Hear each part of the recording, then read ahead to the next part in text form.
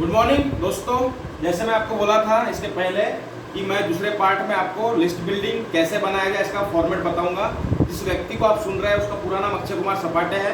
आप इस YouTube channel में आए तो सबसे पहले मैं आपसे रिक्वेस्ट करूंगा कि ये जो इन्फॉर्मेशन वाला वीडियो जो आप तक हर बार पहुंचता है, इसके लिए सबसे पहले आप इस चैनल को, बहुत ही इंपॉर्टेंट चैनल को आप सब्सक्राइब कर दिए, साथ में बेल आइकन दबा दीजिए और साथ में अगर वीडियो आपको बहुत पसंद आ रहा है तो आप इसमें लाइक की बटन भी प्रेस कर दीजिए।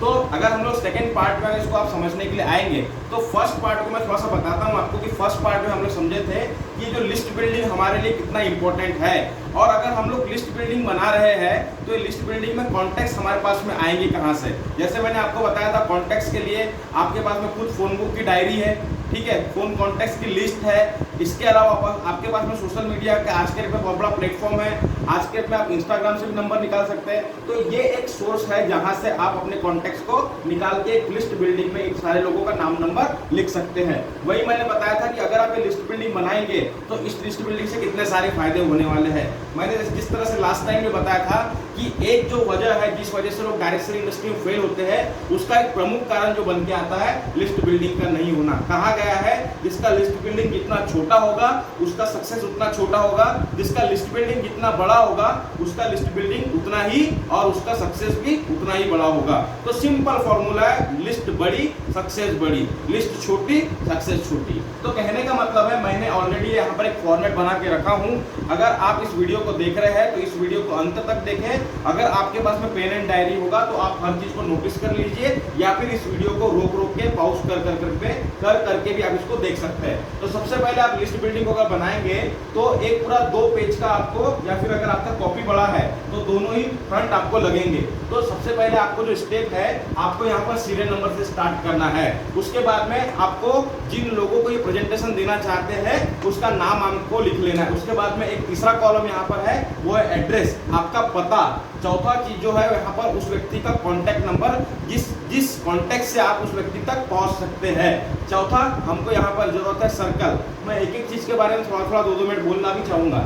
एसटीपी मतलब हम लोग किन लोगों को ये जो प्रेजेंटेशन दे रहे हैं उस दिन का एक डेट, और हम लोग देखेंगे यहाँ पर फीडबैक कि प्रेजेंटेशन देने के बाद में उसका रिस्पांस कैसा है, पॉजिटिव रिस्पांस है या फिर नकारात्मक नेगेटिव रिस्पांस है। और लास्ट में हम लोग जो सबसे ज्यादा इंपॉर्टेंट करता है कि उसने किस वजह से हमको इस डायरेक्ट सेलिंग इंडस्ट्री में आने के लिए उसने मना किया और किस वजह से वो हमारे साथ में डायरेक्ट सेलिंग इंडस्ट्री में जुड़ चुका है। तो पूरा वीडियो आप देखेंगे। सबसे पहले हम लोगों को जो सिखाया गया है, जैसे स्कूलों में कि 1 2 3 4 5 इस तरीके से हमारे स्कूल में सिखाया गया है। लेकिन आपको पता होगा डायरेक्ट सेलिंग इंडस्ट्री मतलब हर चीज में गुड मॉर्निंग से लेकर गुड नाइट तक हम लोग एक निर्णय लेते हैं, और निर्णय के साथ साथ में हम लोग एक टारगेट एंड गोल सेट करते हैं। तो वैसे अगर आप लिस्ट बिल्डिंग का फॉर्मेट बना रहे हैं तो इस लिस्ट बिल्डिंग को आप मिनिमम 500 से स्टार्ट करेंगे।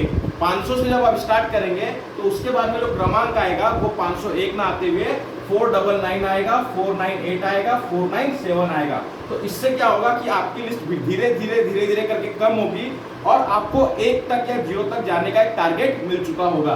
तो कहने का मतलब है, अगर आप जिन लोगों को प्रेजेंटेशन देना चाहते हैं, मान लीजिए आपका कोई फ्रेंड है, बहुत ही खास फ्रेंड है, आप उसको प्लान देना चाहते हैं और उसका नाम XYZ है और उसका जो एड्रेस है ये भी XYZ है, और कॉन्टैक्ट नंबर मान लीजिए कि उसका 9823454641 ऐसा 10 फिगर का है। उसके बाद में आपको यहाँ पर जो बहुत जरूरी इंपॉर्टेंट चीज है, आपको अपने टीम में हर डाउनलाइन हर जूनियर को सिखाना है कि यहाँ पर सर्कल लिखना है कि वो व्यक्ति जिनको आप प्रेजेंटेशन दे रहे हैं वो किस सर्कल से बिलोंग करता है। क्या वो हॉट सर्कल से है, क्या वो वार्म सर्कल से है, क्या वो कूल सर्कल से है।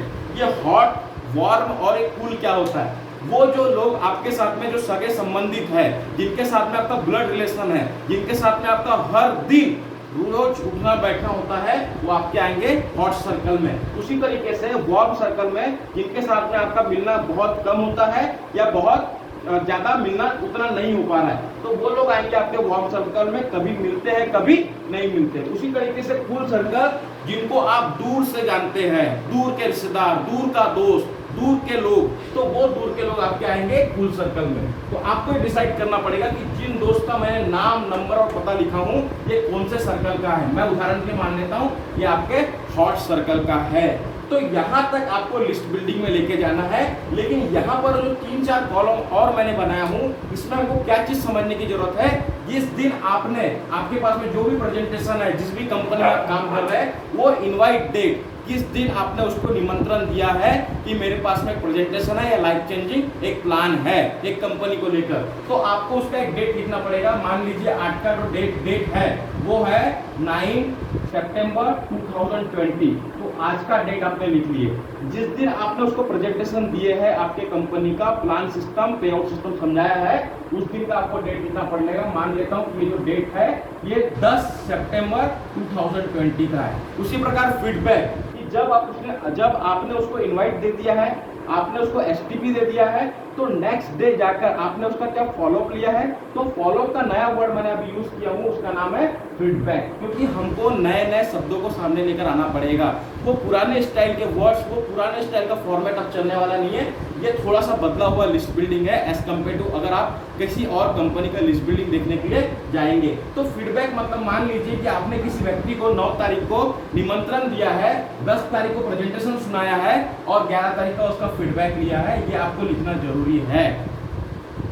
तो एक चीज देखने में आ रही है कि एक कॉलम फिर भी बचा हुआ है रिमार्क का।